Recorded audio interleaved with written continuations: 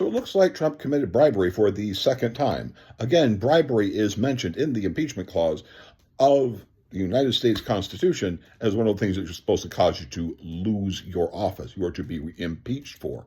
The first one was with Eric Adams, as many people probably may have forgotten. Hopefully, our new mayor of New York is not going to forget and actually file the bloody case. Or Letitia James will file the bloody case. Here is what it is. It's very simple and very basic. So Trump comes into office. Eric Adams is being busted for all kinds of illegal activity that he was engaged in during Biden's years. And so he gets into this trouble. He's probably going to lose the case. Evidence is unbelievable against him.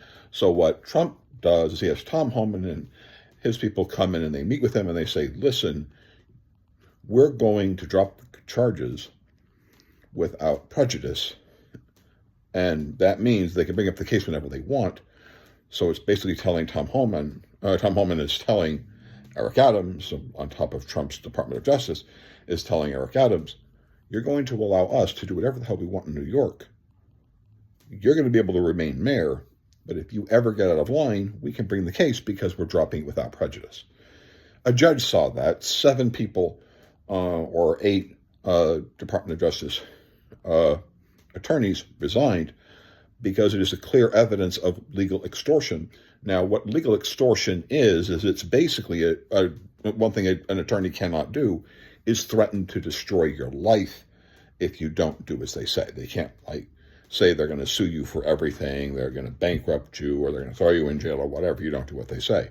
There are situations where that can be done, but with an attorney, but that has to follow specific guidelines. Like a prosecutor can do that if it's like getting people above you, and then they have to follow this whole process that the judge is a part of and everybody is a part of, that deals with you getting off on your charges if you turn in the people above you, kind of thing. The next one just happened a few days ago with Henry Cuellar of Texas 28th. He's a member of Congress. Trump decided to pardon him, but it looks like the pardoning was about him switching party with Republicans. But of course, Henry Cuellar is a smart man, and he gets it. With Eric Adams, you continued to have the weapon to dangle over his head. You had the gun to his head of, dismissing without prejudice. The Justice Department could bring it up whenever they wanted. Once you grant a pardon, that's it. Done. So Henry Cuellar basically admits to the guilt of the crime that he's dealing with, because that's what a pardon does. A pardon is an admission of guilt. But you admit to the guilt because you got the pardon, but you're going free because of some other thing. So he goes and he has this deal put in front of him of the pardon, the bribe that he sees directly in front of him, which is actually a career-making maneuver that Henry Cuellar sees. Probably sees, the President of the United States is bribing me. The president that every Democrat hates, I might be going to jail, but maybe they'll forgive me enough either to give me my office or go light on me or something like that. Who knows? Maybe these are thoughts that could be going through his head. I mean, his jurisdiction includes El Paso. I think that's a Democratic state, a Democratic city. So he may be looking at different ways of how he could potentially navigate having maybe the DA in the city file the charges, or who knows how he's going to maneuver. But right now, he's clear. Trump can't touch him. And he has the evidence of the President of the United States conducting bribery against an elected official. The second time he did it. And both of those is in violation of the impeachment clause of the Constitution. And this deals exactly with honor and integrity and our lack of it. Trump was and is a convicted felon. He is a convicted felon of basically lying on bank records about the affair that he was having with Stormy Daniels. But then also his company, did all this stuff with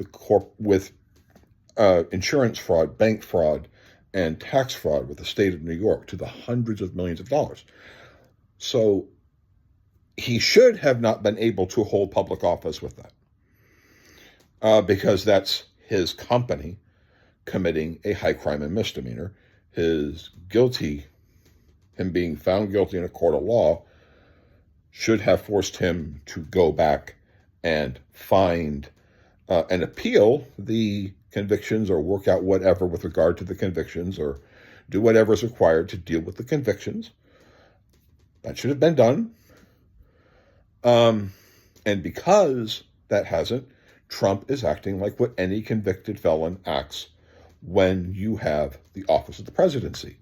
You use it to take power and expand power and try to bury your convictions, try to bury your crimes, especially like with the outstanding charges that Trump also faced with regard to, January 6th, and the files, the top secret files being held in his property, things of that nature. All of those things were reasons that should have been challenged to prevent Trump from being able to hold office, but it was not done.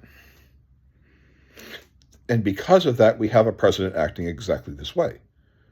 Bribery, whatever it takes. What does it matter? He's already guilty. He knows when he gets out of this stuff, he will be facing those charges. He's probably destroying evidence or damaging evidence in those cases because he is in a position to do so. We already see him trying to do that with, the Epstein situation. Of course. This is what convicted felons do when they hold public office. This is why convicted felons aren't not to hold office. It's why the ethical standard to hold office is actually written into the Constitution under the impeachment clause. We've been living in this lie. We've been allowing this to continue for far too long, where we have not tried to hold Congress to an ethical standard. And really, in all honesty, having Congress hold itself to its standard by following the bloody law, by understanding that the Constitution is not a suggestion box, and the ethics that they are supposed to have are outlined in the Constitution. They're outlined in the impeachment clause. Don't commit felonies. Don't commit crime. Yes. That's why we should have background checks. Why we should have background checks on every official, so that we can see if they are improperly benefiting from their time in office.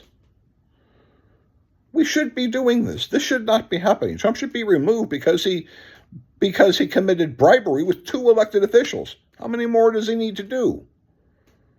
With the mayor of New York and with a U.S. congressperson. How many people does it take? How many times does he need to bribe people before Congress and the Senate realizes he's bribing people? Like, share, subscribe, let's talk. All right, bye-bye.